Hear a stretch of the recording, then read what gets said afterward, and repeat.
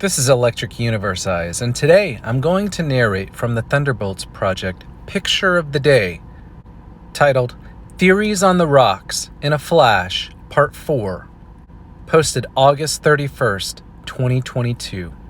And the picture is entitled Thunderstones in the Form of Fulgurites, Specimens from Algeria, photographed at the San Diego County Fair, California, United States of America, 2010, courtesy Stickpen. Original post, August 31st, 2012.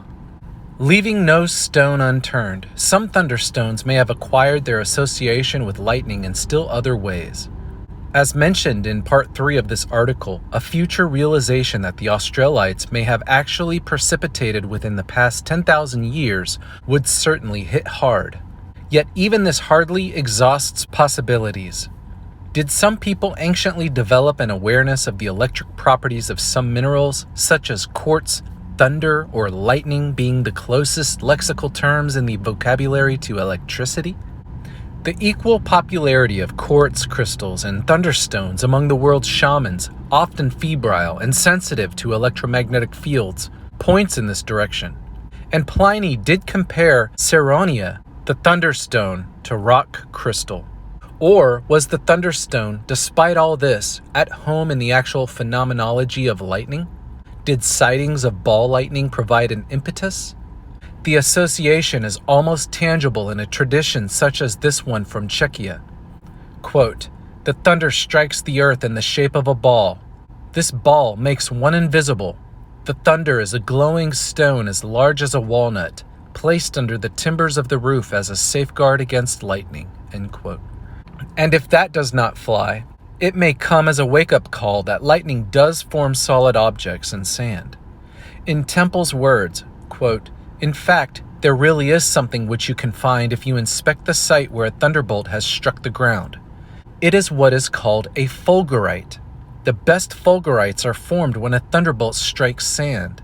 Descriptions of some thunderstones are in fact diagnostic of fulgurites. In Zulu lore, the eggs of the lightning bird, Inyoni yazulu, appear in furrows, which arguably refer to fulgurites. Quote, "When coming to lay its eggs, it sweeps down over the earth, and in order to stop its speed, it digs up a furrow in the earth. Where the furrow ends, there its eggs will be found." End quote.